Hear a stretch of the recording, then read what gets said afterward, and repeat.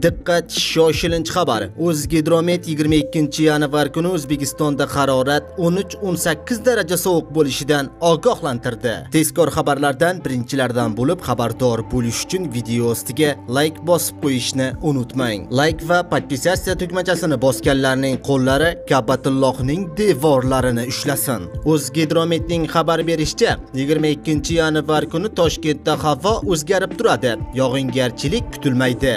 Kechasi va ertalab tuman tushishi mumkin. Harorat kechasi 10-12, kunduzi esa 0.2 daraja sovuq bo'ladi. Qoraqalpog'iston Respublikasi va Xorazm viloyatida havo o'zgarib turadi. Yog'ingarchilik kutilmaydi. Ushbu hududlarda kechasi havo harorati 13-18 daraja sovuq, kunduzi 0.5 daraja sovuq bo'ladi. Respublikaning tog'li hududlarida ham havo o'zgarib turadi. Yog'ingarchilik bo'lmaydi. Faqat Qashqadaryo va Surxondaryo viloyatlarining tog'li va tog'oldi hududlarining ba'zi joylarida biroz qor yog'ishi mumkin. Yo'llarda yaxmalak yuzaga kelishi mumkin. Kechasi harorat 12-17 daraja sovuq, kunduzi esa 2-7 daraja sovuq bo'ladi.